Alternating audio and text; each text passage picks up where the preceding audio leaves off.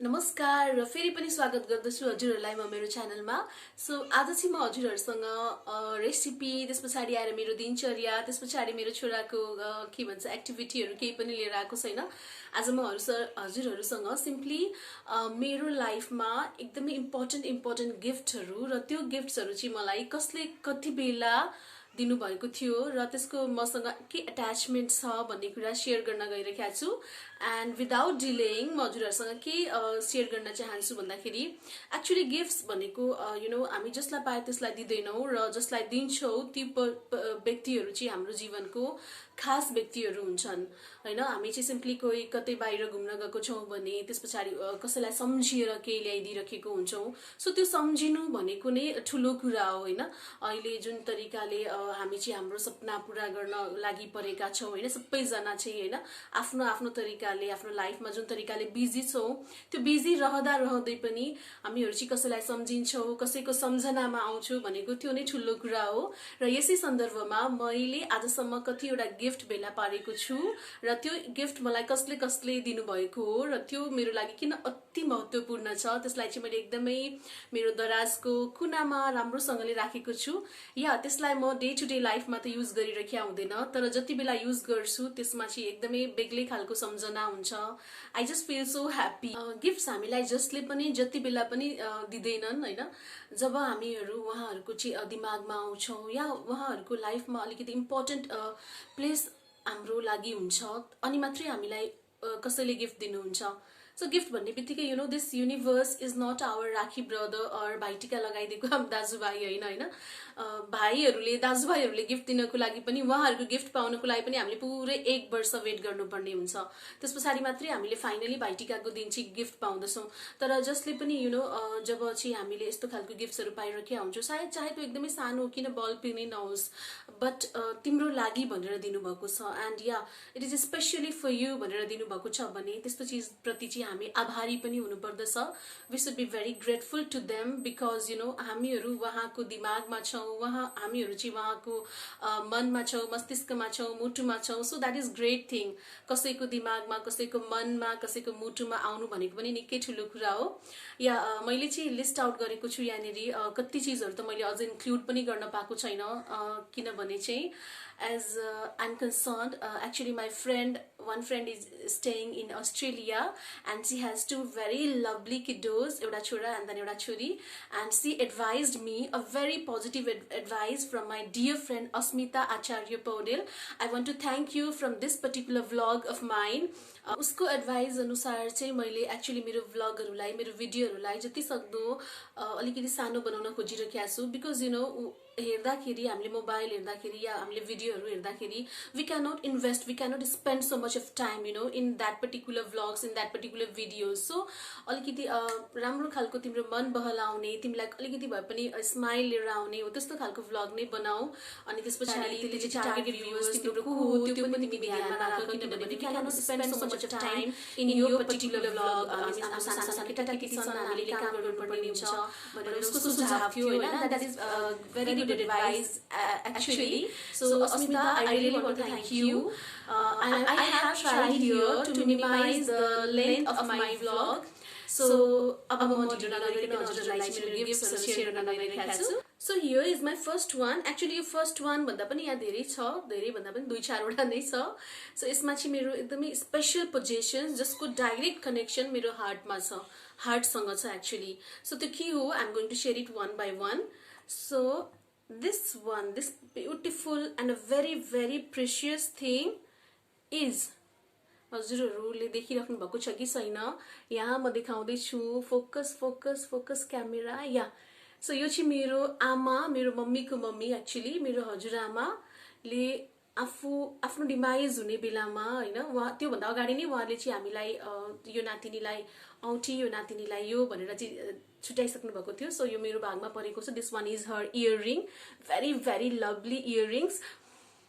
यो यसमा अझै पनि उहाँकै स्मेल छ, अझै पनि उहाँकै फ्रेग्रेन्स छ, यति मिठो बास्ना आउँछ उहाँको यो होइन।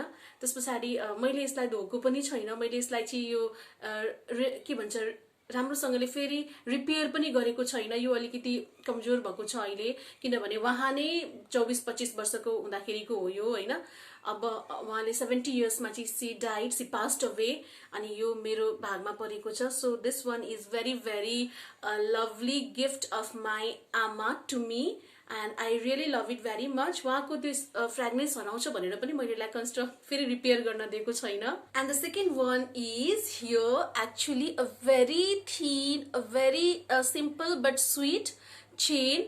Actually this is a gift from Sika to Sika. हजुरहरूले बुझ्नुभयो होला, यो चाहिँ मैले मलाई नै दिएको गिफ्ट हो when I was working in project. No project भन्दा पनि अगाडि के होला यो। So this one is very simple. यो चाहिँ एकदमै म कलेज पढ्दाखेरि यसरी पातलो खालको आमाले भन्नुहुन्थ्यो घाँटी खाली नराख भनेर। So I use to wear this particular small very radiant you know, यो एकदमै राम्रो खालको चेन हो। यो चाहिँ मैले नै मलाई नै गिफ्ट दिया हो एक्चुअली। म अनि अर्सु गएर हामीले दुईजनाले एकैचोटि मिलेर यो किनेको हो।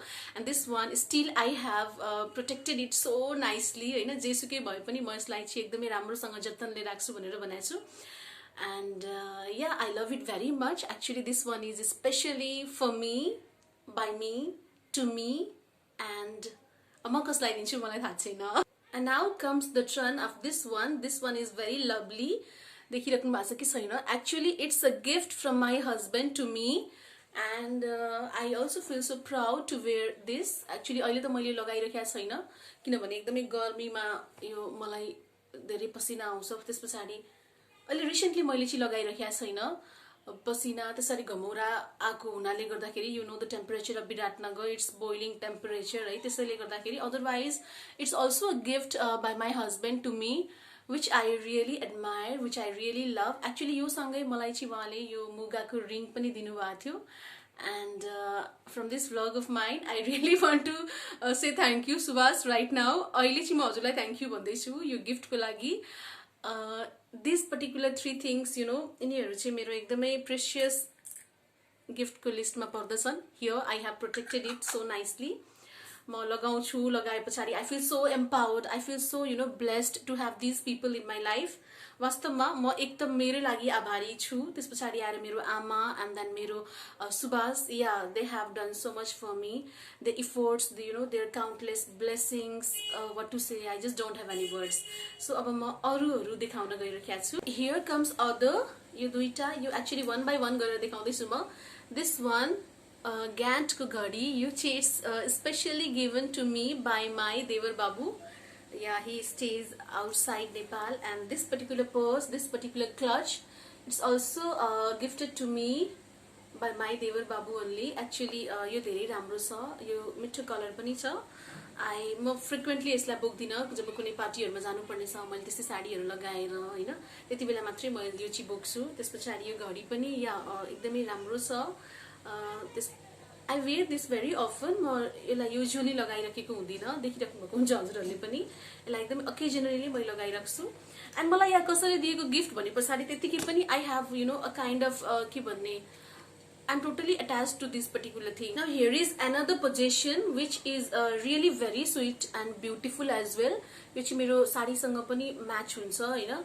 This one is specially given to me by my Kanchi Nanda, that is Bhavana Maya. Bhavana Maya ले चाहिँ मलाई दिनु भएको थियो। And yeah, I feel I'm a very minimalistic person actually. म त्यति धेरै त्यस्तो धेरै त केही पनि लगाउँदिन, but yeah, जब जब लगाउँछु I just feel so good to have this in my life, to wear all these sort of things. Special occasion ma ni ma lagaunchu, so I have a special connection with this as well. And this lovely, very lovely neck piece which is given to me by my sister-in-law Srijana, who happens to stay in Kathmandu.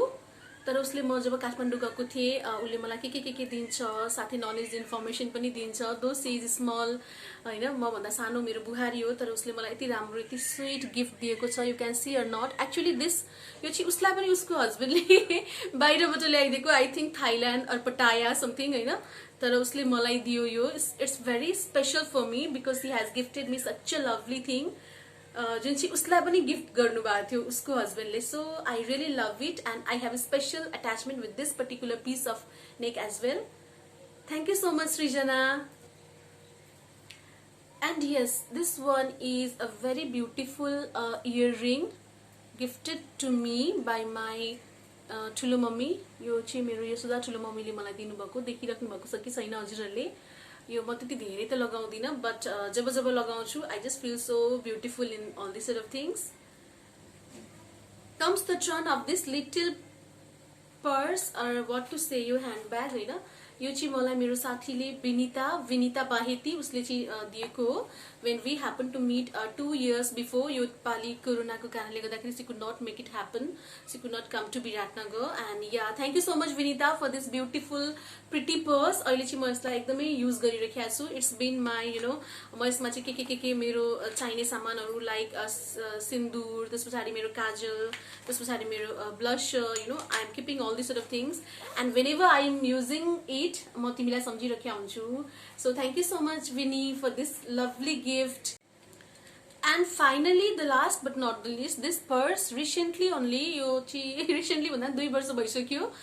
Actually I'm not kind of person who uses all these kind of things, so यो चाहिँ मैले राम्रोसँग राखेको थिएँ. This beautiful purse has been gifted to me by my sister नानीले दिएको मलाई. यो मैले यसलाई युजै गरेको छुइनँ. सो हियर इज के भन्ने आइडी कार्ड, त्यसपछि डेबिट कार्ड अनि एटीएम कार्डहरू राख्नको लागि यहाँ राम्रो सेक्सन पनि छ, फोटो राख्नको लागि पनि छ. सो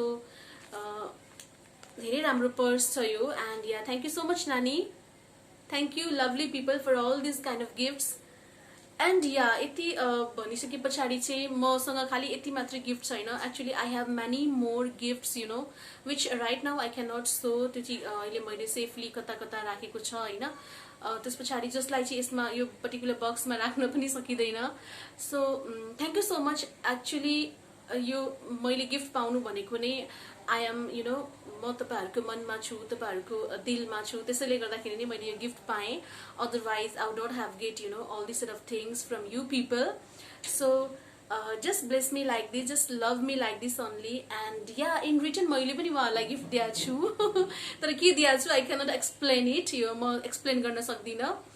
एन्ड गिफ्ट पाउनु, गिफ्ट लिनु, गिफ्ट दिनु राम्रो चिज हो. We are sharing our emotions, we are sharing our feelings. Actually मलाई पहिला चाहिँ मेरो एक्चुअली कोही पनि रिलेटिभ्सहरू फ्यामिलीजहरू चाहिँ बाहिर हुनु नथ्यो होइन. And then when I use to see my friends मेरो यस्तो फलानुले यो ल्याइदिएको मलाई कस्तो लागेर आउँथ्यो है. मतलब ला मलाई त कसैले पनि गिफ्ट दिएको छैन भनेर. So I just happen to gift myself त्यस पछाडि पछि जब ग्रेजुअली म बुझ्दै गएँ त्यो सानोको कुरा थियो. अनि मलाई पनि गिफ्ट दिन थाल्नुभयो प्रायले होइन. त्यसरी मैले पनि उहाँहरूलाई गिफ्ट दिन थालेँ, कार्ड्सहरू दिन थालेँ. एन्ड देन या यसरी नै हाम्रो चाहिँ how much we love you भनेर चाहिँ देखाउने एउटा जरिया मात्रै, एउटा this is only a means. र यो सबै गिफ्ट्सहरूमा चाहिँ मलाई सबैभन्दा म चाहिँ एकदमै इमोसनली कनेक्टेड भनेको this particular piece of earring जुन चाहिँ मेरो आमाको हो. या आई हेभ हर के भन्ने योसँग चाहिँ मेरो एकदमै इमोसनल एट्याचमेन्ट जोडिएको छ. She is really a very great influencer of my life. उहाँको बिना त today I can not imagine about my life. म त इमेजिन पनि गर्न सक्दिनँ होला मेरो लाइफ. या हामी तीनैजना छोराछोरी, मेरो मम्मीको छोराछोरीको life. She is the light of our life. So आमा हजुर जहाँ भए पनि wherever you are may your soul rest in peace. Yeah अरू त मैले के भन्ने, हजुर जहाँ हुनुहुन्छ यसै गरी हामीलाई आफ्नो आशीर्वाद दिइराख्नु होला. and keep on loving us like this only. So I'm very happy today to share my very lovely and the most precious belongings to you people. आज म खुसी छु होइन. मैले आफ्नो इम्पोर्टेन्ट बिलोङ्गिङ्सहरू, आफ्नो इम्पोर्टेन्ट एकदमै गिफ्ट्स, राम्रो खालको गिफ्ट्सहरू, राम्रो भन्दा पनि इमोसनली एट्याच गिफ्ट्सहरू हजुरहरूसँग सेयर गर्न पाउँदा. सो यसरी नै मलाई माया गर्दै जानु होला. And you keep on loving me like this. मेरो ब्लगहरू हेर्दै जानु होला. मलाई त्यस्तो खालको सुझाव दिनुपर्ने छ भने please you can feel free, you can feel very at ease to give me comments as and when. जति बेला पनि हजुरले मलाई कमेन्ट्स गर्न सक्नुहुन्छ, एडभाइस दिन सक्नुहुन्छ. मैले त्यसलाई चाहिँ भोलिको दिनमा लिएर जानेछु. एन्ड यति भन्दै म मेरो ब्लग पनि यहीँनिर चाहिँ टुङ्ग्याउन जाँदैछु. सो मलाई अहिलेसम्म हेरिराख्नु भएको छ तर सब्सक्राइब गर्नु भएको छैन भने प्लिज सब्सक्राइब गर्नु होला. र यसरी नै मलाई हजुरहरूको साथ, सहयोग, सपोर्ट चाहिएको छ दिइराख्नु होला, त्यो पनि in the form of gift actually. त्यस पछाडि म पनि हजुरहरूलाई नयाँ नयाँ खालको blog in the form of gift again लिएर आउनेछु। यति भन्दै म मेरो ब्लग यहीँनिर टुङ्ग्याउँछु। स्टे ब्लेस्ड, स्टे हेल्दी, ओम शान्ति।